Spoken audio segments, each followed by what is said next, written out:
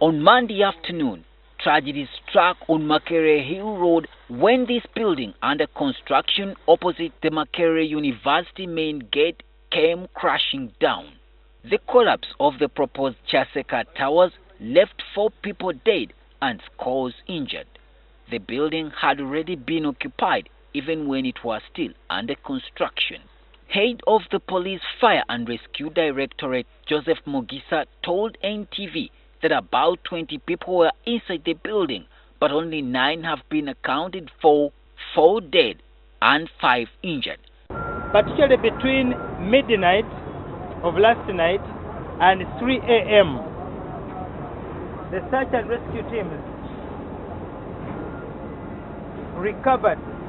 retrieved bodies of the following: Chobe Isaac, Rashid, male adult; Bukenya Isaac, male adult; Kitumba Emmanuel, male adult. Now, Makumbi Nelson had earlier been rescued, but unfortunately passed away. And the injured, Bilal Kasubi, Hakim Kafumba, Prosi Nantumbwe, Jamada Samadua, and Bright Kimotek. The injured are still undergoing treatment at Mulago National Referral Hospital. The police rescue mission is still on the ground, digging through the rubble in a bid to retrieve bodies and or pull out anyone who could still be alive under the debris. The cause of the accident remains unclear, and it's now a matter of investigation. Members of the Uganda Institution of Professional Engineers, an umbrella body of practicing engineers, visited the scene to assess what could have gone wrong.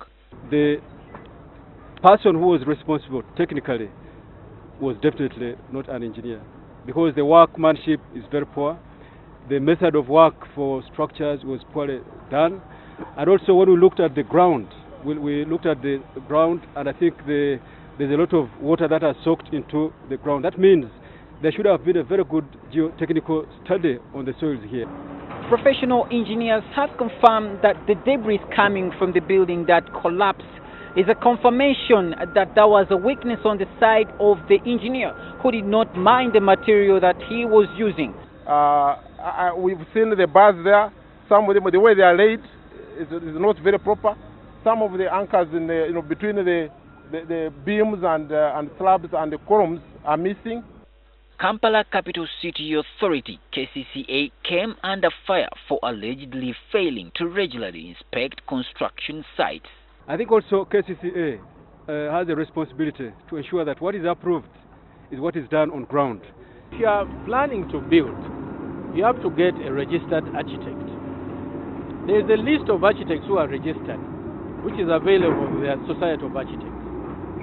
And if you are building a storage building, you must have a structural engineer.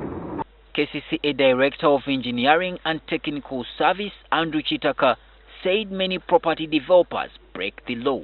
People cut corners, they don't follow those instructions, and in the end you end up with accidents. But he added that KCCA is constrained due to the limited number of staff to do the regular inspection. In 2013, Parliament passed the Building Control Bill into law following a number of incidents of collapsing buildings, but the engineers say the law is yet to bite.